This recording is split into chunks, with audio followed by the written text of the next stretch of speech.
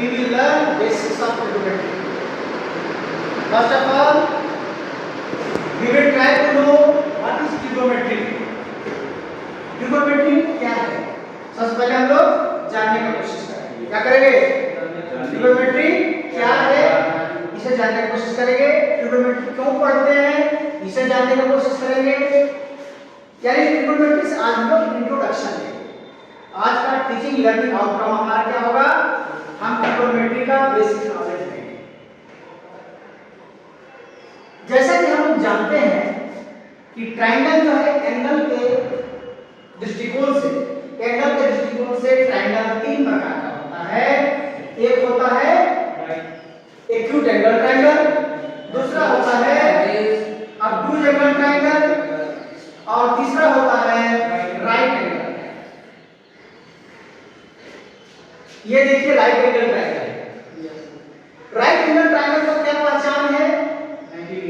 उसमें कोई एक एंगल जो है वो 90 डिग्री का होता है और अन्य दोनों एंगल एक्यूट एंगल होता है, यानी कि 90 डिग्री से कम होता है। तो इस एंगल का अकेला वैल्यू 90 डिग्री है और इसका वैल्यू दोनों मिला करके जोड़ने से कितना आना चाहिए? 180 आनी चाहिए। यानी तीनों एंगल का सम क्या होता है? 180।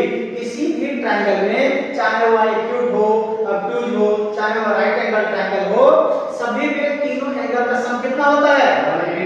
180 डिग्री होता है। तो इसमें जो है ये एक्यूट एंगल ट्रायंगल में तीनों एंगल एक्यूट होता है, अर्थात तीनों एंगल का सम 60 डिग्री। वो जरूरी नहीं है तीनों का मिल करके 180 होना चाहिए। तो जरूरी नहीं कि ये 60-60 ही हो। 60-60 रहेगा क्या होगा? कैसा ट्रायंगल होगा? 60-60 तीनों रहेगा कैसा एंगल होगा? कैसा ट्रायंगल होगा? इक्विलैटरल। वही इक्विलैटरल ट्रायंगल जो है कि नहीं, उसका तीनों साइड भी बराबर हो। तो साइड का अभी चर्चा हम लोग नहीं करेंगे, हम लोग चर्चा करेंगे अभी एंगल के बारे में। ठीक है, तो एंगल के दृष्टिकोण से ये हो गया आपका right angle triangle. Right angle triangle का क्या सिग्निफिकेंस है, क्या पहचान है भाई? कि एक एंगल उसका 90 डिग्री का होता है और दोनों एंगल एक्यूट एंगल। अब इस ट्रायंगल में ऑब्टूज एंगल ट्रायंगल में एक एंगल जो है 90 डिग्री से बड़ा होता है और अन्य दोनों एंगल एक्यूट एंगल होता है। एक ऑब्टूज एंगल होता है, दो एक्यूट एंगल होता है। इसमें तीनों एक्यूट एंगल होता है, इसमें भी दो एक्यूट एंगल होता है, एक राइट एंगल होता है। तो ये ट्रायंगल के बारे में अभी हम लोग नहीं पढ़ेंगे, इसके बारे में भी नहीं पढ़ेंगे, केवल और केवल हम लोग राइट एंगल ट्रायंगल के बारे में। तो राइट एंगल ट्रायंगल इतना ज्यादा प्रॉपर्टीज है, इतना ज्यादा इसमें पढ़ना है, इससे इतना ज्यादा प्रॉपर्टीज निकल के हमारे सामने आता है और इसका इतना ज्यादा यूज है हमारे मैथमेटिक्स में कि मैथमेटिक्स में एक अलग ब्रांच ही बन गया इसका स्टडी के लिए। राइट एंगल ट्रायंगल का स्टडी के लिए मैथमेटिक्स में क्या हो गया? एक नया ब्रांच ही बन गया। उस ब्रांच का नाम है trigonometry. Trigonometry is a branch of mathematics deals with the study of the properties of right angle triangle only. केवल और केवल हम लोग राइट एंगल ट्रायंगल के प्रॉपर्टीज का स्टडी करते हैं। कहां करते हैं? किस ब्रांच में करते हैं? Trigonometry branch. ट्रिगोनोमेट्री तुम सोचोगे कि बस ये तीन साइड है इसमें और एक राइट एंगल है, एक दो एक्यूट एंगल है, इसका कितना ज्यादा प्रॉपर्टी हो सकता है? तो देखिए अगर शुरू करते हैं इसका बखान जब देखोगे इतना ज्यादा इसका फैलाव है, इतना ज्यादा विस्तार है इसका कि एक सही में एक अलग बुक का ही जरूरत पड़ गया, एक अलग जो है इसका स्टडी का एक अलग ब्रांच की जरूरत पड़ गई। उसी का नाम हम लोग ट्रिगोनोमेट्री रखेंगे। Trigonometry is the branch of mathematics deals with the study of the properties of right angle. तो चलिए आप लोग इसको फर्दर स्टडी करने का कोशिश करें। ये देखिए एक राइट एंगल ट्रायंगल हमने बनाया है। सबसे पहले आइए पाइथागोरस के बारे में आपने पढ़ा होगा, पाइथागोरस थ्योरम भी पढ़ा होगा। पाइथागोरस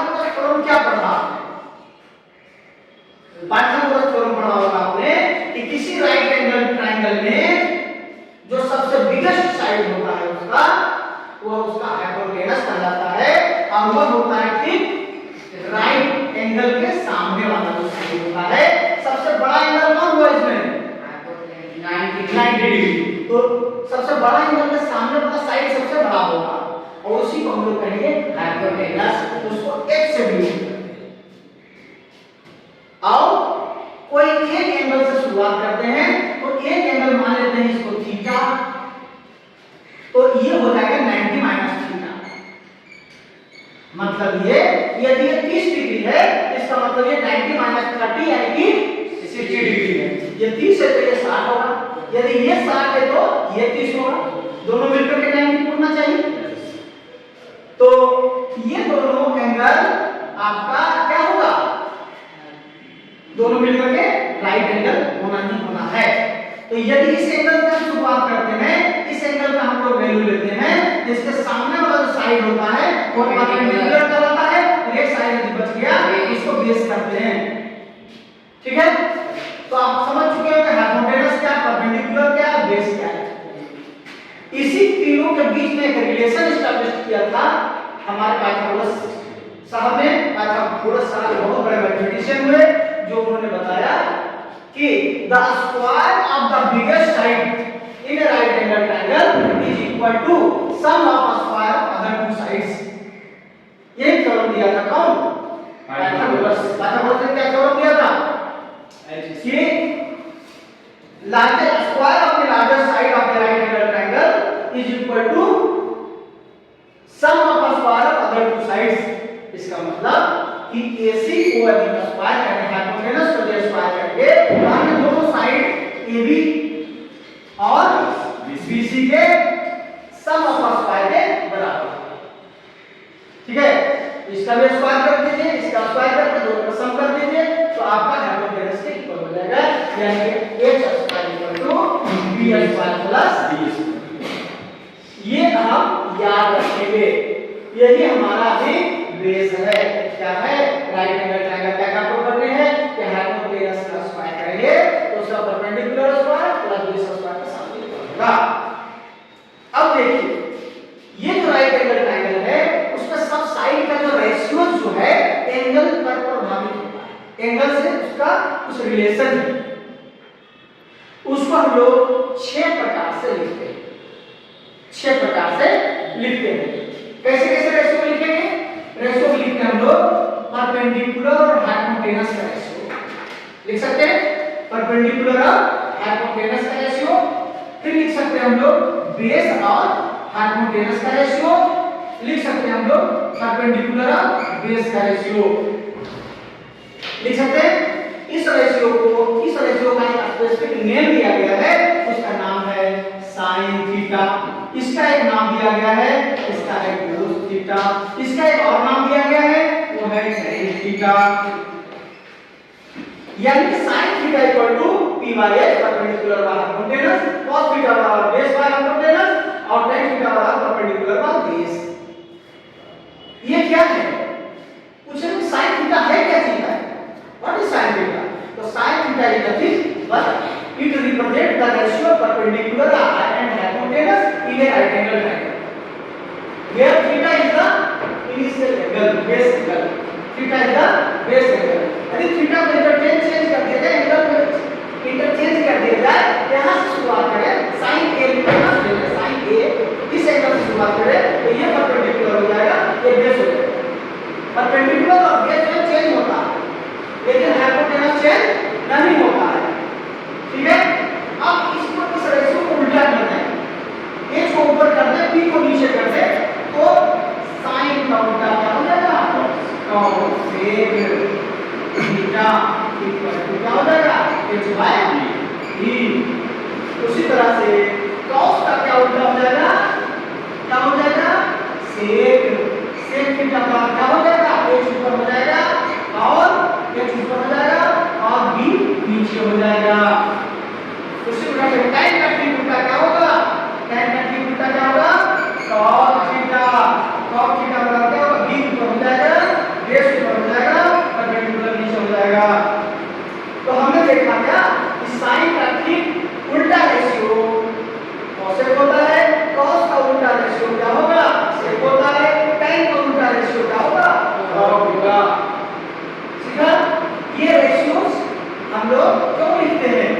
ताकि ये जो तीनों साइड है, ये तीनों साइड को एक्यूरेट लेंथ को मेजर किया जा सके with the help of angle. Angle के सहायता से भी उसको हम लोग रेशियोज को मेजर कर सकते हैं। इसका स्टडी से फायदा क्या है? प्राचीन काल के पुराने जमाने में लोग चांद से पृथ्वी की दूरी को भी इसी फार्मूले से, इसी मेथड से, ट्रिग्नोमेट्री के हेल्प से बहुत हद तक निकाल दिया था हमारे मैथमेटिशियन। तो यह बहुत ही कारगर है मैथमेटिक्स, आपको हाइट और डिस्टेंस को कैलकुलेट करने। जब कहीं पर हम एक जगह पर बैठ करके बिना उस प्लेस पर गए हुए आप एक जगह पर बैठ करके कहीं पर हाइट एंड डिस्टेंस का कैलकुलेशन कर सकते हैं, तो with the help of trigonometry. Trigonometry बहुत ही परफेक्ट साइंस है, परफेक्ट मैथ है, जहां से आप लोग हाइट और डिस्टेंस को कैलकुलेट कर सकते हैं किसी भी अन्य जगह पर बिना गए हुए। केवल आपको एंगल मालूम होना चाहिए और कुछ डिस्टेंस मालूम होना चाहिए, आपको आगे बढ़ते हैं लोग, आगे बढ़ते हैं। ये देखिए हमें देखा कि साइन और कोसेक एक दूसरे से विपरीत है, तो हम लिख सकते हैं sine theta multiply cosec theta. तो क्या हो जाएगा? दोनों मल्टीप्लाई करेंगे तो sine equal to p by h और कोसेक थीटा का हो गया h बाई p। दोनों कैंसिल हो गया, h कैंसिल, p कैंसिल, 1। यानी हमने पढ़ा क्या कि sin theta multiply cosec theta equal to 1। इसको हम ऐसे लिख सकते हैं sin theta equal to 1 by cosec theta and cosec theta equal to 1 by sin theta. लिख सकते हैं। उसी तरह से सिमिलरली cos और sec के बारे में ऐसे लिख सकते हैं लोग। कैसे लिख सकते हैं? यहां पर लिख देते हैं cos theta multiply sec theta equal to 1। तो हो जाएगा क्या? cos theta equal to 1 by sec theta और sec थीटा इक्वल टू हो जाएगा 1 बाय cos थीटा। ये भी एक हम लोग जब बाद में इसको एक फार्मूला की तरह यूज करेंगे कभी कभी, ठीक है? इसको क्या करेंगे? फार्मूला की तरह यूज करेंगे। उसी तरह से tan और cot एक दूसरे का उल्टा होता है, हम लोग इसको लिख सकते हैं क्या?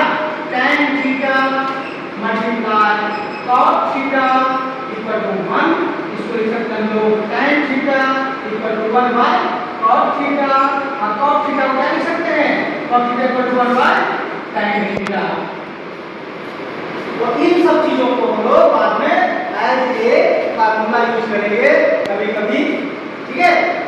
देखा आपने, सीखा आपने, सीखा। देखो धीरे धीरे कितना चीज धीरे धीरे निकलता जा रहा है, एक चीज से कितना चीज निकलता जा रहा है। चलिए और भी हम आगे स्टडी करते हैं इसका।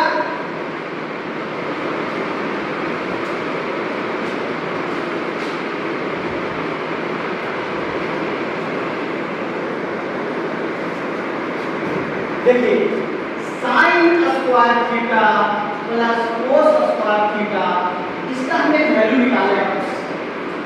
देखिए यहां से sin का मतलब क्या पढ़ा आपने? p बाय h पढ़ा, स्क्वायर का स्क्वायर दे दिया।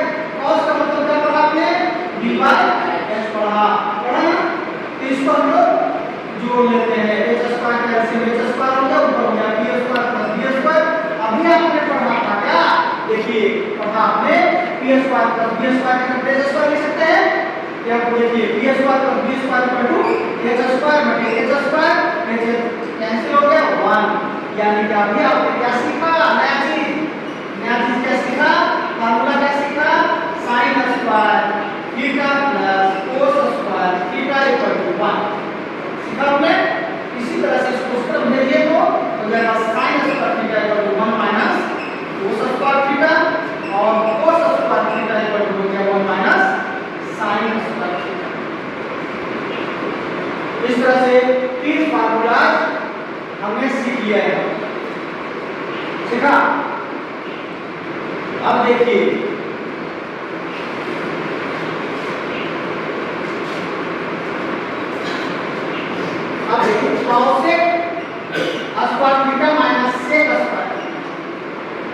चलिए इसका निकालने का कोशिश करो। क्या होगा? कॉसेक मतलब क्या होना चाहिए? कॉसेक मतलब क्या होना चाहिए? h बटा p, h बटा p। और सेक का मतलब क्या होता है? h by b। देखो देखो h by b। आप ये हो जाएगा h by b ना, cos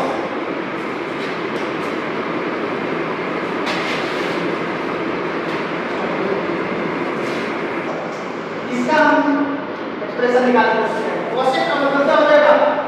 बोलिएगा। h by b h by b bar h by p लिख देते हैं इसको, और इसको क्या लिखेंगे? b by p। ठीक है, अब देखिए p एलसीएम में आ गया, हो गया h square minus b square, h minus b क्या हो जाएगा? p square by b square, cancel होकर तो हो गया 1। इस तरह से एक नया फार्मूला हमने देखा। एक नया फार्मूला क्या देखेंगे कि cos से square theta minus cot square theta equal to 1। इसको लिख सकते हैं हम लोग cosec square theta equal to 1 plus cot square theta, और इस तरह से लिख सकते हैं cot square theta equal to cosec square theta minus 1।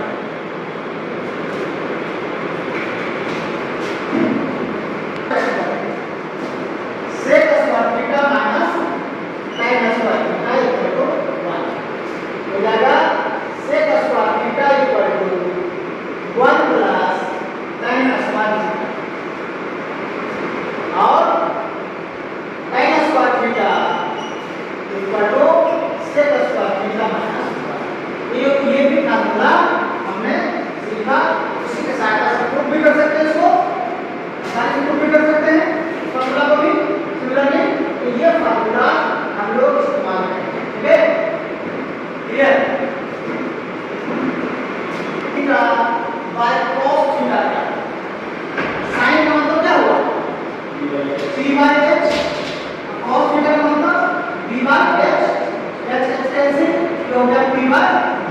p by b का मतलब tan का रेशो है, हो जाएगा sin theta by cos theta equal to tan theta. फिर उल्टा करते तो क्या होगा?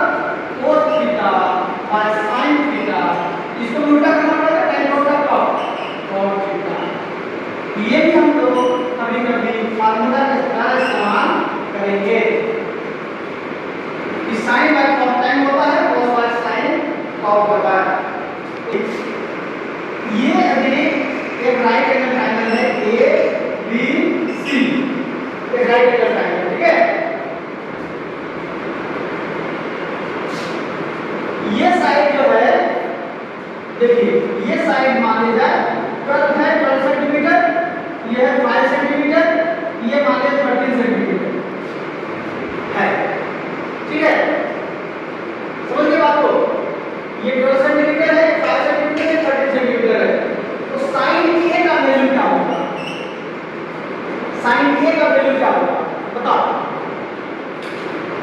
यहाँ पर a है, ये वाला एंगल, इसके सामने परपेंडिकुलर ये हो गया आपका BC, और हाइपोटेनस हो गया AC। BC by AC, BC का वैल्यू कितना है? 5, और AC का वैल्यू कितना है? 13। यही आंसर होगा। तो दिक्कत आप ऐसे कहेगा sin C लिख लेंगे तब क्या होगा? ये एंगल लेंगे, ये परपेंडिकुलर AB हो जाएगा, AB बाय AC ये हो जाएगा 12 बाय 13। ये समझना बहुत जरूरी है, ये समझना बहुत जरूरी है कि कौन सा एंगल हम ले रहे हैं। एंगल का आपको बिल्कुल नॉलेज होना चाहिए। ठीक है, साइन भी नहीं ले सकते, जब भी लेना तो ये दोनों इक्वल एंगल में से कोई एंगल है। ठीक है, साइन करते हैं उसी तरह से cos के बारे में हम लोग लिख सकते हैं, cos A और cos C का वैल्यू निकाल सकते हैं, tan A और tan C का वैल्यू निकाल सकते हैं। सिमिलरली बस एंगल देखना है, एंगल देखने समझ में आ जाए कि परपेंडिकुलर और बेस हो, बस ये आपको पता चल गया तो आपने रेशियो आसानी से लिख लेना। इसी को समझ में दिक्कत है इसमें? ठीक है।